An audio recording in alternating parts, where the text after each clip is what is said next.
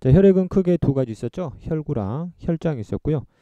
자, 혈장의 성분인데 혈장의 주 용매가 바로 물입니다. 됐죠? 이 물 속에는 다양한 용질들이 녹아 있는데 소화기에서 받아들였던 이런 영양소들이 있고요. 그 다음에 호흡기에서 받아들인 산소, 그 다음 조직세포에서 방출된 이산화탄소, 역시 조직세포에서 방출된 질소 노폐물 중에서 암모니아가 있는데 이 암모니아가 간으로 가면 다시 요소로 바뀌어서 순환계로 다시 들어오기 때문에 혈장의 성분을 이렇게 정리하시면 되겠습니다.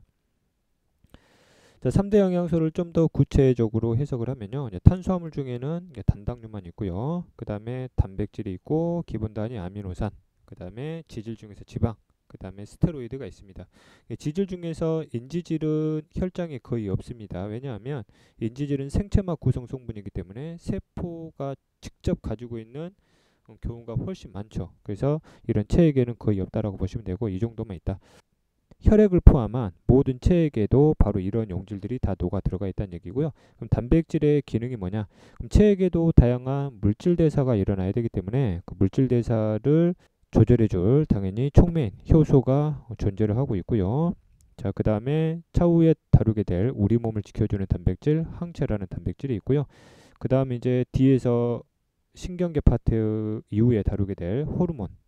자, 그래서 체액 속에 존재하고 있는 단백질들 중에서 기능상으로 항체하고 호르몬은 반드시 꼭 기억을 해 두셔야 됩니다. 자, 그 다음에 이제 스테로이드 종류로 물질의 사례로 콜레스테롤이 있는데요. 이 콜레스테롤이 혈장을 타고 이동을 하다가 어떤 세포한테 콜레스테롤이 이제 공급이 되게 되면요. 이 세포가 호르몬을 만드는 세포라면 콜레스테롤을 재료로 해서 호르몬을 만들게 되고요. 이걸 다시 혈액으로 내보내주게 되는 거죠. 그래서 호르몬으로서의 스테로이드 종류도 있다라는 점 여러분들이 기억을 하시면 되겠습니다. 자, 그 다음에 이제 3부 영양소에서 이제 첫 번째가 바로 물이 있었죠. 주 용매고요. 자, 그 다음에 3부 영양소의 나머지 무기염료하고 비타민이 있죠. 이때 이제 무기염료는 다시 한번 우리 몸에 생명체가 가지고 있을 때는 이온 종류라는 걸 좀 기억을 하시면 되겠습니다.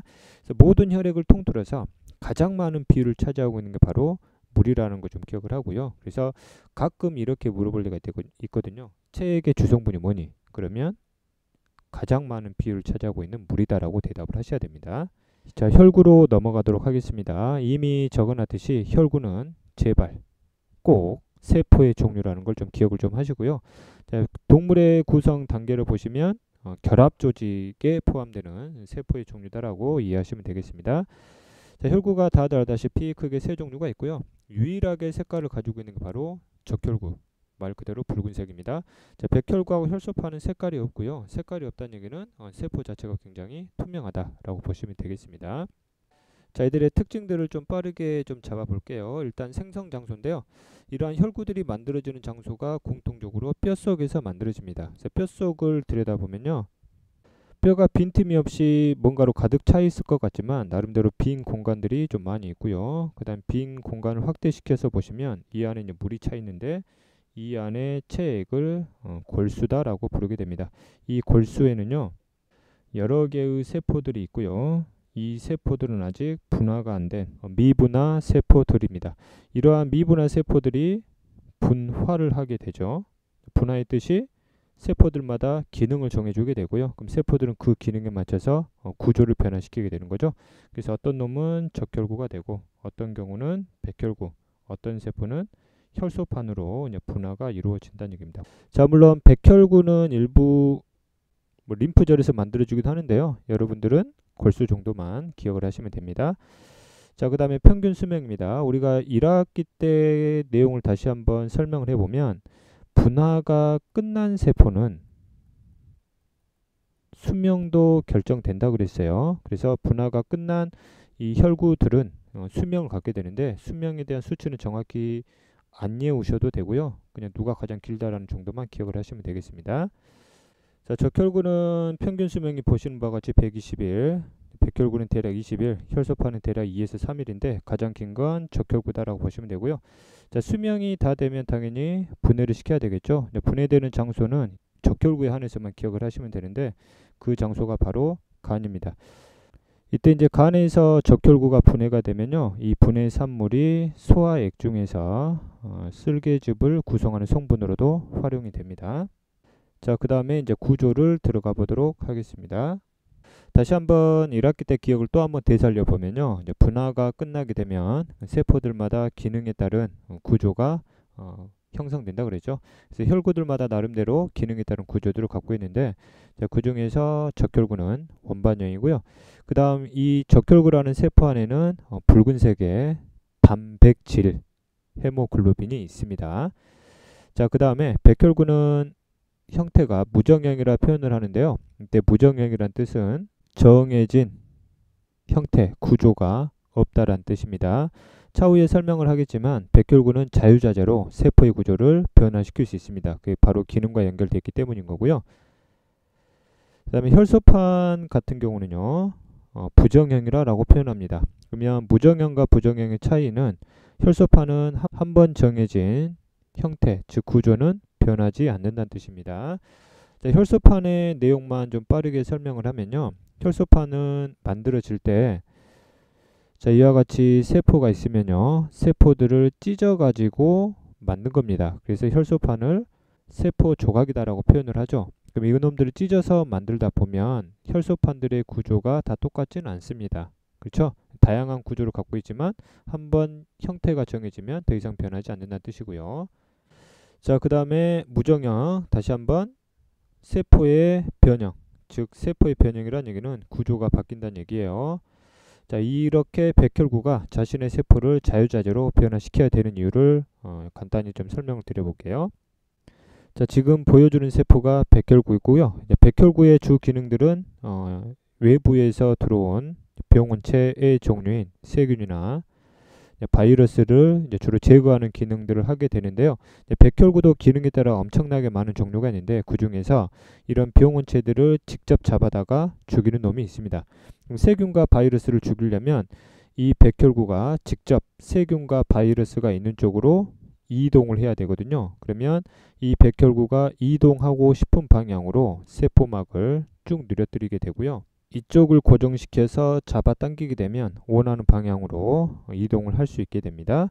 자, 그 다음에 이제 세균과 바이러스를 만나게 되면요, 이놈들이 세균과 바이러스를 자신의 세포 안으로 끌어와야 되죠.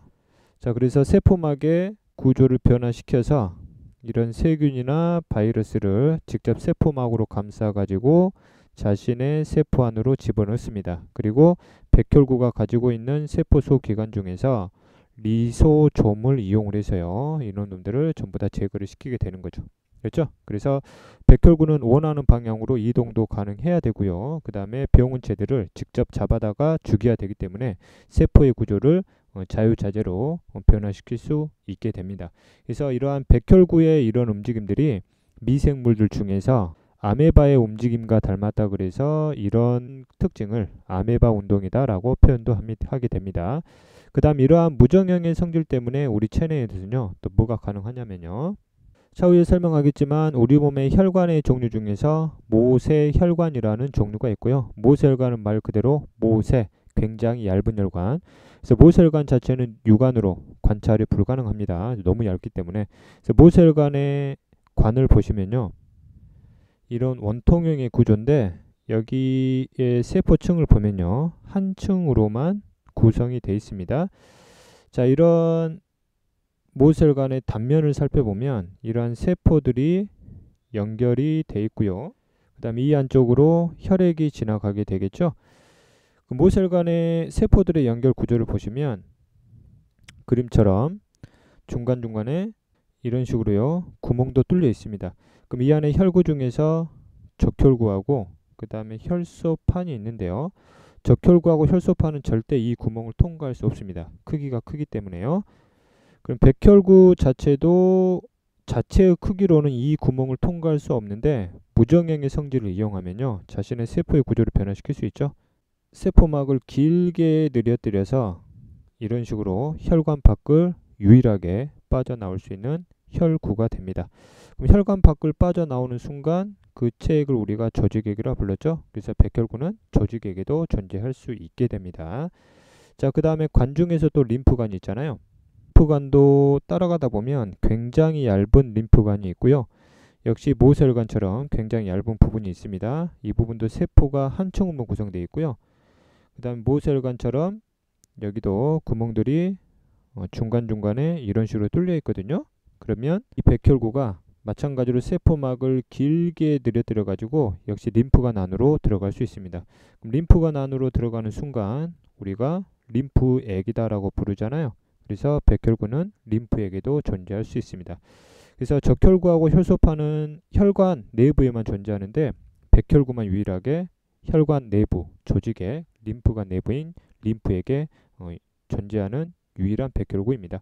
그럼 백혈구가 이러한 각종의 체액에 존재를 해야 되는 이유가 아까처럼 주 역할이 외부에서 들어온 병원체를 죽여야 되잖아요. 병원체가 존재하는 장소가 혈액에만 존재하지 않고 다양한 체액들이 존재할 수가 있죠. 그래서 병원체가 존재하는 장소에는 반드시 백혈구도 존재해야 되기 때문에 이런 구조적인 특징들을 갖게 된 겁니다. 자, 그 다음에 이들의 이제 기능을 살펴볼 건데요. 그 중에서 적혈구의 기능을 먼저 살펴보도록 하겠습니다. 자, 보시는 게 적혈구고요. 적혈구 세포만은 굉장히 투명한데 이 안에 붉은색을 갖고 있는 단백질, 즉 헤모글로빈이 있기 때문에 붉은색이고요. 자, 그림처럼 적혈구 하나에는 헤모글로빈이 하나만 있는 게 아니라 그림처럼 굉장히 많이 있고요. 자, 이것도 실제로는 많은 양은 아닙니다. 그래서 빈틈을 거의 채울 수 없을 정도로 헤모글로빈이 가득 차 있어서 정말 적혈구가 헤모글로빈 때문에 붉은색으로 보이게 됩니다. 자, 이 중에서요 헤모글로빈 하나만 확대를 해서 보겠습니다. 자, 헤모글로빈이고요. 헤모글로빈 주성분 다시 한번 단백질입니다.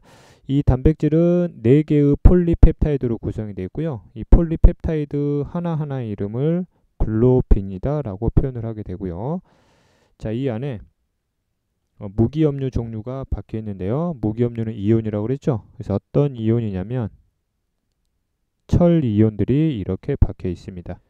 자, 철이 박혀 있는 이 구조를요 햄 구조다 라고 하고요. 그래서 이 전체의 단백질을 이것의 이름을 따서 헤모글로빈이다 라고 부르게 되는 이유가 되겠습니다. 자, 이렇게 철이온이 있게 되면 어떤 일이 가능해지냐면 이제 산소를 기가 막히게 결합시킬 수 있습니다. 그렇죠? 그래서 헤모글로빈 하나당 산소가 그림처럼 몇 개가 결합할 수 있냐면 4개가 결합을 할 수 있게 되고요. 그럼 적혈구 안에는 엄청난 수의 헤모글로빈들이 있잖아요. 그럼 적혈구 하나가 운반할 수 있는 산소 분자 수가 어마어마하다는 얘기죠. 됐죠? 자, 그 다음에 헤모글로빈에는 산소만 결합할 수 있는 건 아니고요. 여기에는 이산화탄소도 결합을 할 수 있습니다. 이해되셨죠? 그래서 헤모글로빈은 산소하고 이산화탄소를 둘 다 운반할 수 있게 되고요. 그 다음에 호흡기 때 더 자세하게 설명을 하겠지만 이런 헤모글로빈을 중심으로 산소가 결합을 하게 되고요. 상황에 따라서 산소가 떨어지기도 해야 됩니다. 이산화탄소도 마찬가지로 결합도 가능해야 되고 떨어지는 것도 가능해야 됩니다. 이와 같이 두 분자가 결합하고 떨어지는 과정도 역시 화학 반응인데 이러한 화학 반응에는 효소가 관여하지 않습니다. 즉 효소가 관여하지 않아도 이러한 화학 반응들은 체내에서 쉽게 일어날 수 있다는 얘기죠. 자, 그래서 적혈구의 기능을 적어봐라 그러면 뒤에 다수애들이 산소 운반만 적으시는데요. 산소 운반뿐만 아니라 이산화탄소도 운반하기 때문에 기체를 운반한다 라고 이제 정리를 하셔야 됩니다. 자, 백혈구의 기능은 병원체로부터 우리들을 이제 지켜주는 역할을 하게 되잖아요. 그걸 인체 방어 작용이다 라고 표현을 하고요. 좀 더 유식하게는 면역 작용에 관여한다라고 표현을 합니다. 참고로 여러분들 뭐 다른 참고서들을 보게 되면 백혈구의 기능이 식세포 작용이다 또는 식균 작용이다라고 표현을 하게 되는데요. 아까의 그림에서 세균들을 백혈구가 끌어와서 죽이는 게 식세포 또는 식균 작용이라는데 우리 몸의 면역 작용의 사례 중에서 식세포 작용이 있는 거고요. 이외에도 다양한 작용들이 있습니다. 자, 혈소판은 그냥 단순하게요. 자, 혈액 응고에 관여한다 라는 정도만 보시면 되고요. 그 다음에 이제 우리 몸에 존재하는 세 가지 혈구의 정상 수치를 한번 살펴보도록 할게요. 자, 기준은 1세제곱 ml당 몇 개를 갖고 있냐. 그럼 1세제곱ml면 좀 상상을 하셔야 될게요. 부피 단위죠. 그럼 이런 정육면체의 공간이 있다 가정을 하면 가로 세로 높이가 전부 다 1mm로 보시면 되고, 이제 부피의 공간이 좀 상상이 되시죠? 자, 이 안에 적혈구가 몇 개 있냐면 450만에서 500만 개가 있습니다. 이제 상상을 초월하는 숫자죠. 그럼 적혈구 하나의 크기가 어느 정도 크기인지 어느 정도는 좀 상상이 되실 거라 생각합니다. 자, 백혈구 같은 경우는 역시 같은 공간당 몇 개 정도가 있냐면 6,000에서 8,000개 정도 있고요. 혈소판 같은 경우도 같은 공간당 25만에서 대략 40만 개를 가지고 있습니다. 그럼 여러분들이 1세제곱ml면 보통 피 한 방울 정도로 생각하시면 되고요. 여러분들이 피 한 방울 흘렸다 라면 이 정도의 세포수가 여러분들 몸에서 빠져나간다 라고 이제 보시면 되겠습니다. 자, 그 다음에 세 가지 혈구가 핵을 가지고 있냐. 1학기 때 배웠다시피요, 유일하게 핵을 갖고 있는 게 바로 백혈구였죠. 백혈구가 체세포 종류이기 때문에 이놈들을 가지고 이단원에서 핵형 분석에 또 활용을 했었고요. 그다음 적혈구하고 혈소판은 핵을 갖고 있지 않습니다. 원리만 잠깐 설명드리면, 혈소판 같은 경우는 세포를 찢어서 만들었기 때문에 핵을 당연히 가질 수가 없게 되고요. 적혈구는 헤모글로빈들을 엄청나게 많이 채워야 되잖아요. 그럼 최초의 적혈구가 될 세포도 분명히 핵을 가지고 있었지만 이 안에다가 헤모글로빈들을 최대한 많이 채우기 위해서는 불필요한 세포 소기관들을 다 없애버립니다. 그렇죠? 그래서 핵마저 없애서 이 공간마저도 헤모글로빈으로 채우려고 노력을 했죠. 그래서 핵을 갖고 있지 않다라고 보시면 되겠습니다.